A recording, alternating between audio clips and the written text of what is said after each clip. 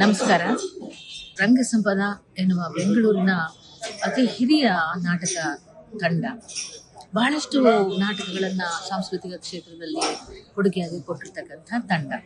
ಬಹಳ ದೊಡ್ಡ ದೊಡ್ಡ ನಿರ್ದೇಶಕರು ಕೆಲಸ ಮಾಡಿರ್ತಕ್ಕಂಥ ಈ ತಂಡದಲ್ಲಿ ಅನೇಕ ಪ್ರತಿಭೆಗಳು ಈ 50 ವರ್ಷದಲ್ಲಿ ಕರ್ನಾಟಕ ರಂಗಭೂಮಿಯ ಮೂಲಕ ಸಿನಿಮಾ ಮತ್ತು ಬೇರೆ ಬೇರೆಯ ಜಗತ್ತಿನಲ್ಲಿ ಬಹುದೊಡ್ಡ ಹೆಸರುಗಳನ್ನು ಮಾಡಿದ್ದಾರೆ ಕಲಾವಿದರು, ತಂತ್ರಜ್ಞರು. ಹೀಗೆ ಆ ತಂಡದಲ್ಲಿ ನಾನು ಕೂಡ 1978ರಿಂದ ಸದಸ್ಯನಾಗಿ ಕಲಾವಿದೆಯಾಗಿ ಇದ್ದೇನೆ.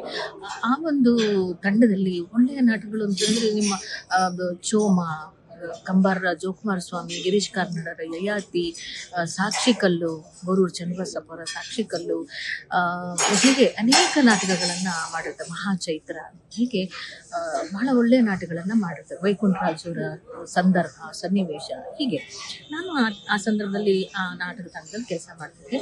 ಮತ್ತು ದೇವನೂರು ಮಹಾದೇವರ ಒಡನಾಳ ನಾಟಕವನ್ನು ಕೂಡ ಅದೇ ತಂಡವೇ ಅಭಿನಯಿಸಿದ್ದು. ಆಗ ನಾನು ಬಹಳ ಸಣ್ಣವಳು, 24 ವರ್ಷದವಳು, 75 ವರ್ಷದ ಸಾಕವನ ಪಾತ್ರವನ್ನು ಮಾಡಿದ್ದೆ. ಬಹಳ ಅದ್ಭುತವಾದಂಥ ಯಶಸ್ಸು ಸಿಕ್ಕಿತ್ತು.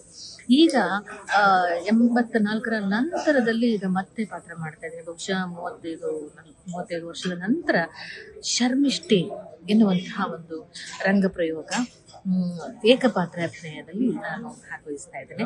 ನಾನೇ ಪಾತ್ರವನ್ನು ಮಾಡ್ತಾ ಇದ್ದೇನೆ. 1 ಗಂಟೆ 10 ನಿಮಿಷಗಳ ಕಾಲ ಆ ನಾಟಕ ಇರುತ್ತೆ ಅಷ್ಟೇ.